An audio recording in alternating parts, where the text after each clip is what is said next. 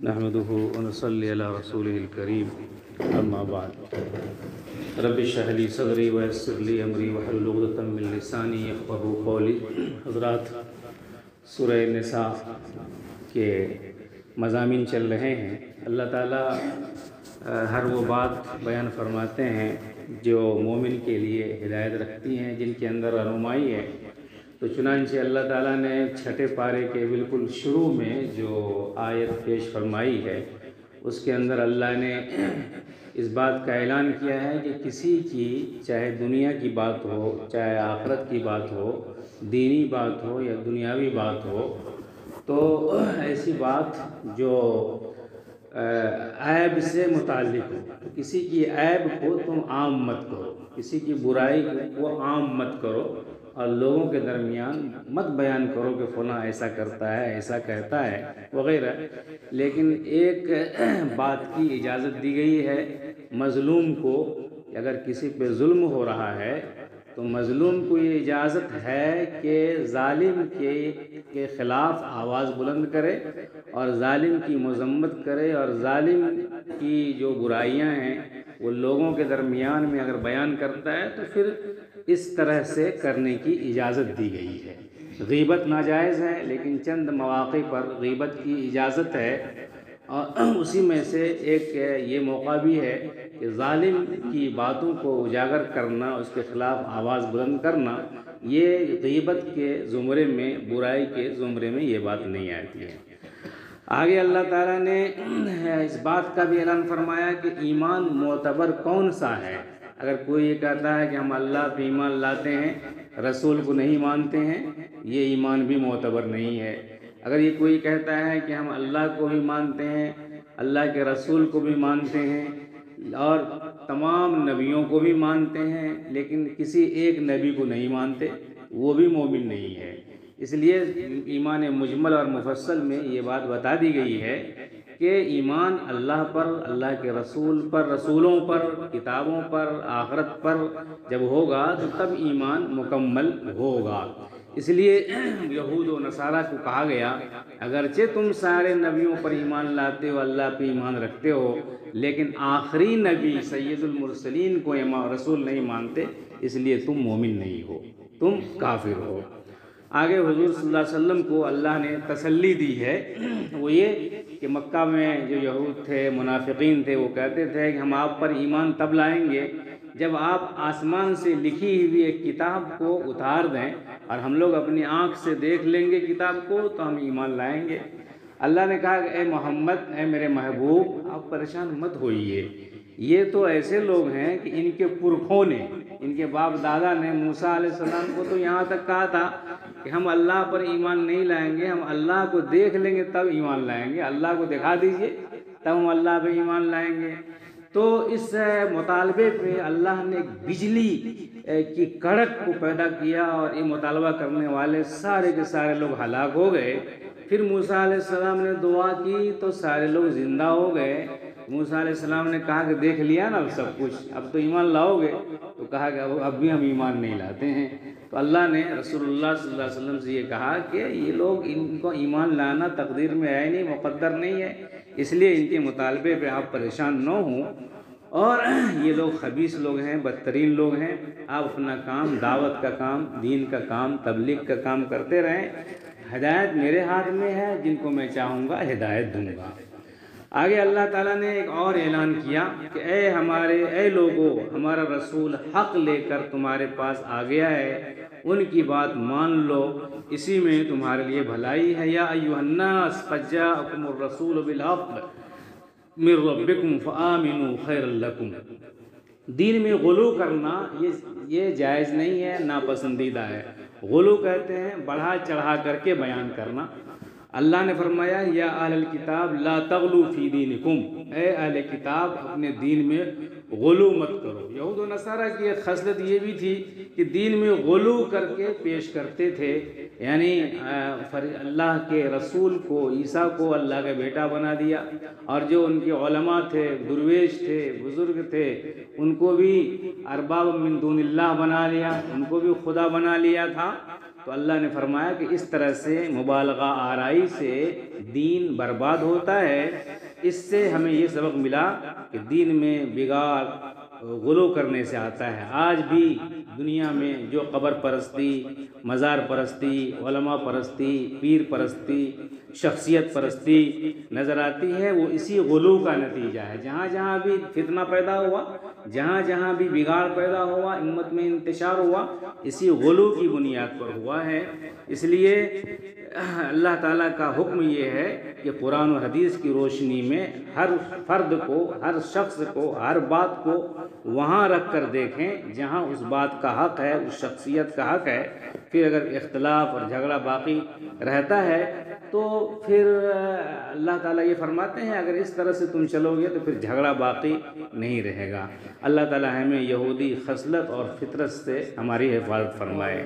اسی پارہ میں سورہ مائدہ بھی ہے، اور اس سورہ میں اللہ تعالیٰ نے جو بات خاص طور سے فرمائی ہے وہ یہ کہ اے لوگو وعدہ اور عہد پورا کرو، یعنی وہ اقرار جو الستو بربکم میں عالم ارواح میں اللہ نے سارے لوگوں کو جمع کیا تھا، اور سارے لوگوں کو اللہ نے پوچھا تھا اے لوگو میں تمہارا رب نہیں ہوں؟ ہم سب وہاں بیٹھے ہوئے تھے، ہم سب نے کہا تھا کہ بلا اے اللہ آپ ہمارے رب ہیں، اور ہم لوگوں کو یاد نہیں ہے۔ حضرت علی رضی اللہ عنہ کہتے ہیں کہ اللہ کا یہ وعدہ ہم کو ایسا یاد ہے، ہم کو تو یہ بھی معلوم ہے کہ ہمارے دائیں کون کھڑے تھے، بائیں کون کھڑے تھے، پیچھے کون کھڑے تھے۔ دنیا کی محبت، دنیا کی لذت، خواہش نے ہمارے ذہن و دماغ کو ایسا زنگ آلود کر دیا ہے کہ وہ ساری باتیں خواب معلوم ہوتی ہیں، ورنہ اللہ نے ہم سے وعدہ لیا تھا۔ تو اللہ کہتے ہیں کہ اس وعدہ کو پورا کرو، تم نے کہا تھا کہ میرا رب اللہ ہے۔ اسی طرح اللہ حکم دیتا ہے کہ اللہ کے جتنے شعار ہیں ان کا احترام کرو، اس کی حرمت کو باقی رکھو۔ شعار کیا چیزیں ہیں؟ بیت اللہ کا احترام باقی رہنا چاہیے۔ جمرات، صفا و مروہ، ہدی قربانی کا جانور، احرام اور مساجد، آسمانی کتابیں، اسی طرح 4 مہینے، کون مہینے؟ ذوالقعدہ، ذی الحجہ، محرم اور رجب، یہ سب کے سب محترم مہینے ہیں اور محترم چیزیں ہیں۔ ان چیزوں کی پامالی اور ان چیزوں کی بے حرمتی نہیں ہونی چاہیے، یہ قرآن میں اللہ نے حکم دیا ہے۔ آگے اللہ نے حرام جانور کی ایک فہرست پیش کی ہے، اس سے پہلے بھی بات گزر چکی ہے کہ مردار کھانا جائز نہیں ہے، خون حرام ہے، سور حرام ہے، اس کے ساتھ چند اور جانور کا بیان ہو رہا ہے جس کو کھانا جائز نہیں۔ وہ جانور جس کو گلا دبا کے مار دیا گیا ہو وہ بھی حرام ہے۔ وہ جانور جو چوٹ کھانے سے مر گیا ہو، اب اس کو ذبح کریں گے تو وہ حلال نہیں ہوگا۔ اسی طرح سے وہ جانور جس کو ایک دوسرے جانور نے سینگ مارا ہو اور اس کی بنیاد پر وہ مر گیا ہو، جس کو درندہ نے مار دیا ہو، جو بتوں کے نام پر ذبح ہوا ہو، سب کا گوشت حرام ہے۔ یہ ایک فہرست اللہ نے قرآن میں پیش کیا ہے۔ آگے وَأَن تَسْتَقْسِمُوا بِالْأَزْلَامِ، جوئے کے تیر تقسیم کرنا۔ جوا کا تیر کیا ہے؟ دور جاہلیت میں عرب حضور کی بعثت سے پہلے کعبہ کے اندر جتنے بت تھے، ہوبل اس کے پاس بہت سارے تیر کو لٹکا دیا تھا، کسی میں لکھ دیا اچھا ہوگا، اچھا نہیں ہوگا، سفر بہتر رہے گا، سفر بہتر نہیں رہے گا، ہمارا ربی وغیرہ وغیرہ۔ لوگ جب کہیں نکلتے تھے سفر میں تو پہلے وہیں جاتے تھے، تیر نکالتے تھے۔ اگر لکھا تھا کہ سفر اچھا نہیں رہے گا تو تیر رکھ دیتے تھے، گھر چلے جاتے تھے۔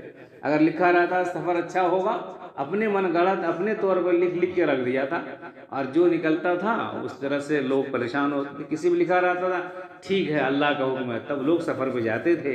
اللہ نے فرمایا کہ ان سبھوں میں خیر کی کوئی بات نہیں ہے، اصل خیر اللہ کی رضا ہے، اللہ کے حکم میں ہے۔ یہ سب اٹکل اور پچو باتیں ہیں، بچوں کی باتیں ہیں۔ آگے اللہ نے اسی سورہ میں فرمایا الیوم اکملت لکم دینکم واتممت علیکم نعمتی ورضیت لکم الاسلام دینا۔ اس آیت میں اللہ تعالیٰ نے اعلان فرما دیا کہ میں نے دین اسلام ہر طرح مکمل کر دیا اور تمہارے اوپر نعمت پوری کر دی، تمہارے لیے میں نے دین اسلام کو پسند کیا۔ دین اسلام میں عبادات، معاملات، ملکی قوانین، بین الاقوامی معاملات، جنگ ہو یا صلح ہو، گویا زندگی گزارنے کے تعلق سے جتنے مسائل پیش آتے ہیں ان سب کا حل قرآن میں موجود ہے۔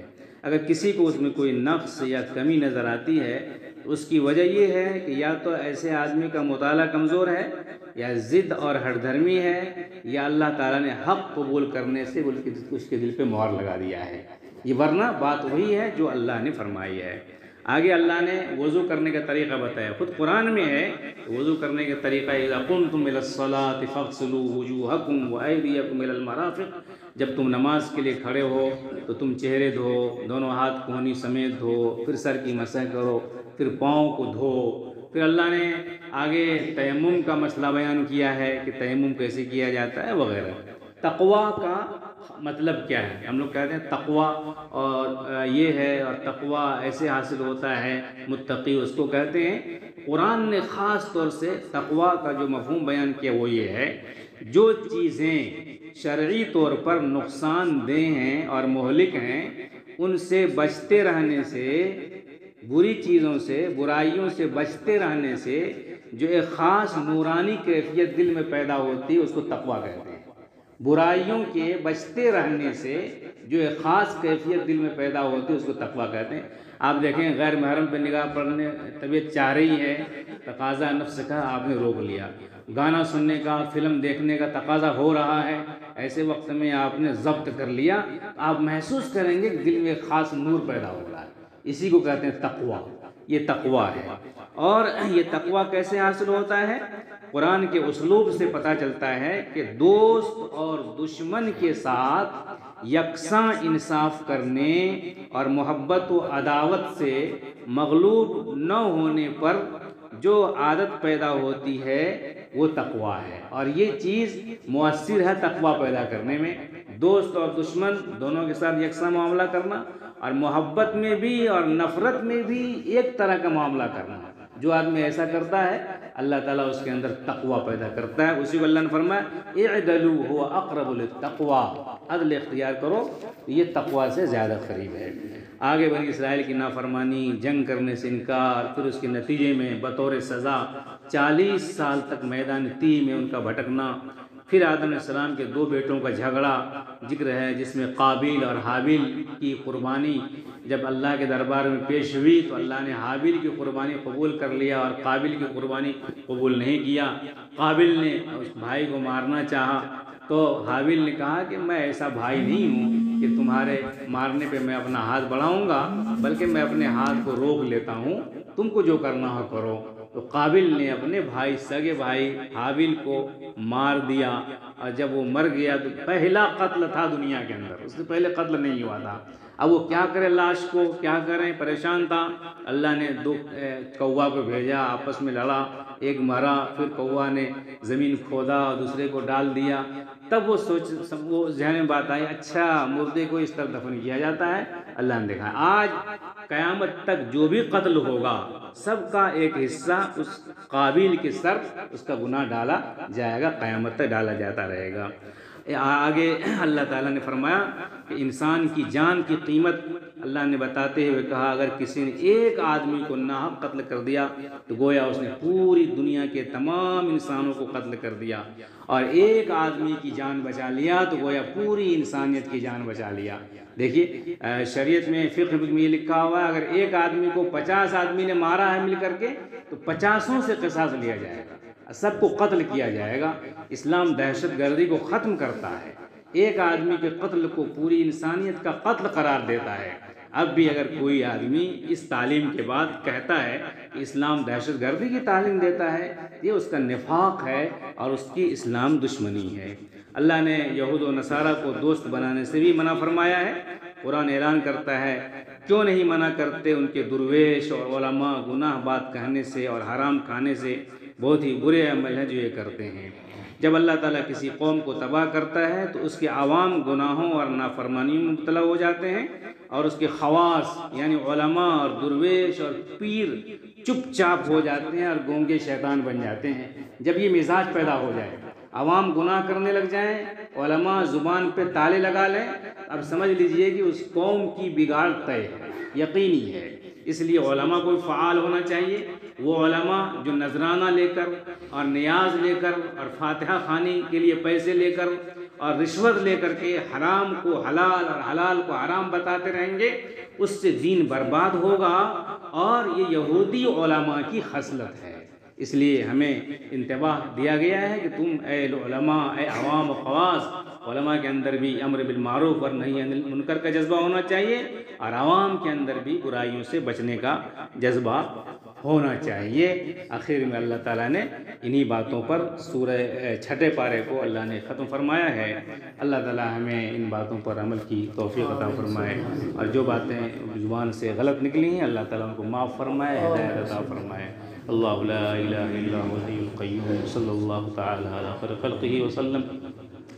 ربنا آتنا فی الدنیا حسنة وفی الآخرة حسنة وقنا عذاب النار۔